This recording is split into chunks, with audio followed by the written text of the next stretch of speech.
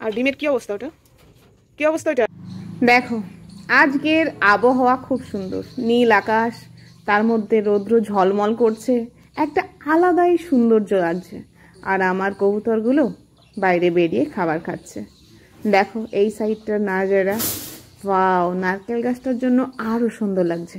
পুরো মেঘমুক্ত আকাশ, অসাধারণ লাগছে।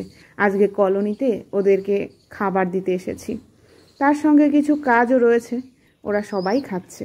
এখন আমি কাজগুলো সেরে নেব। আমার একটা ছোট্ট খাঁচায় বেবি রয়েছে, মা বাপ থাকতে অনাথ, ওদেরকে আমারই দেখভাল করতে হয়। তো কালকে খাবার জল দিয়েছিলাম, সেগুলো শেষ হয়ে গেছে। আজকে দেখো পাগল হয়ে গেছে খাবার খাওয়ার জন্য।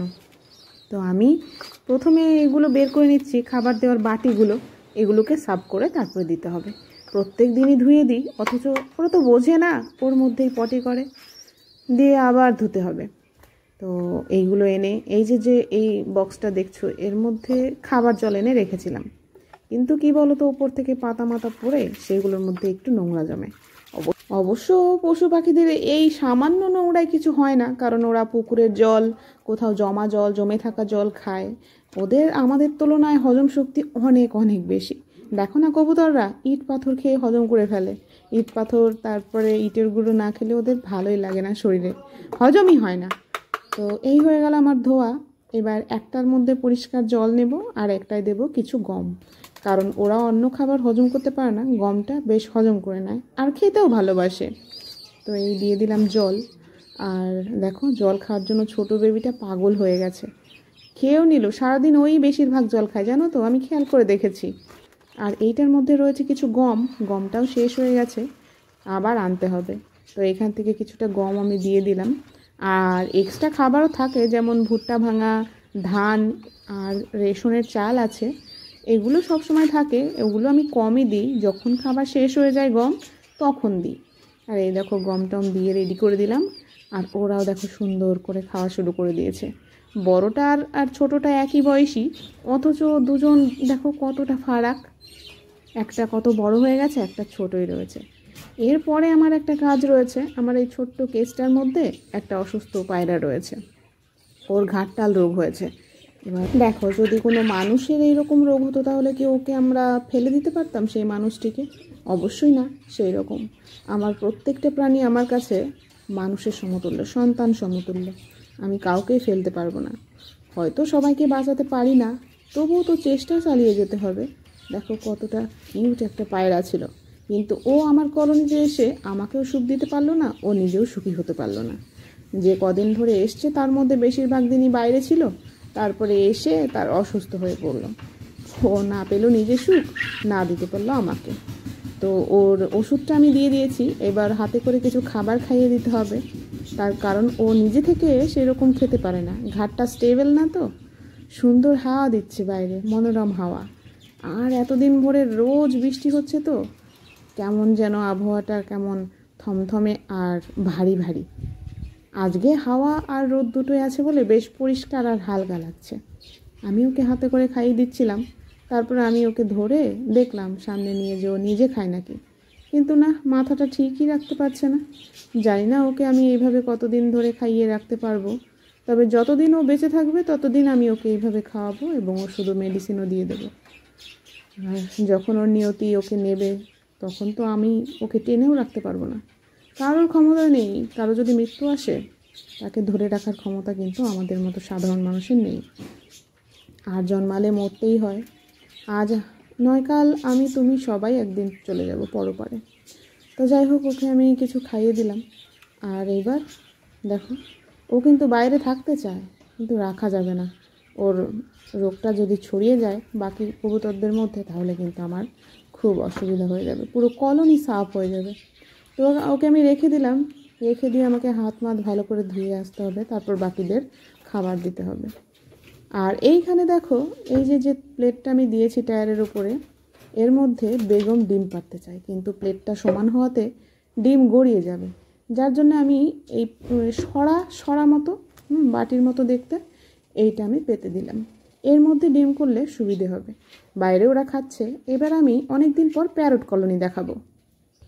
Hello friends, welcome to our YouTube channel unique Bangla art. আর তোমাদের সাথে আমি অনু।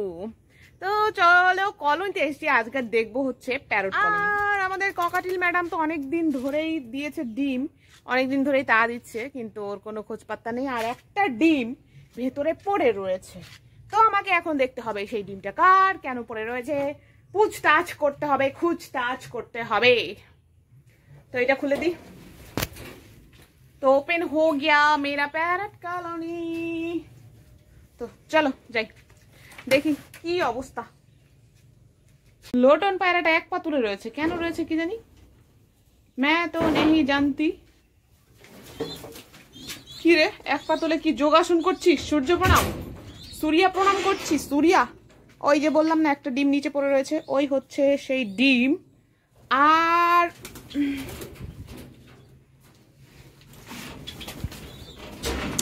আমার কলোনিতে আবার কিন্তু ভয়ানক শত্রুর আক্রমণ হয়েছে, যেটা আমি বুঝতে পারলাম এই ডিমগুলো দেখে। এই দেখো, আমি অনেকদিন ধরে ভাবছিলাম কেন রে, কি ব্যাপার, কি হলো, আমাদের কোয়েল পাখির ডিম তো দেখতে পাই না একটাও, যায় কোথায়? অনেকদিন ধরে ডিমও দিচ্ছে না।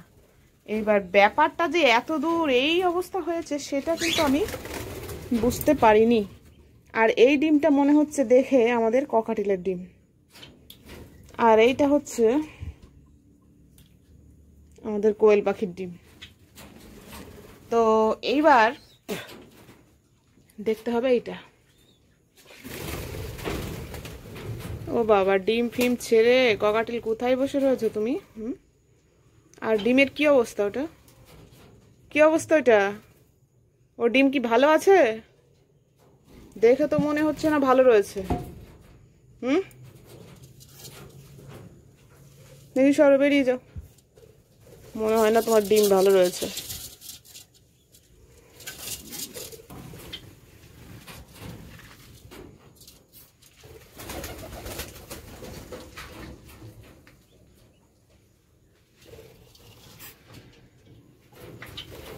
এই হচ্ছে ব্যাপার, এটার তো একদমই অবস্থা খারাপ।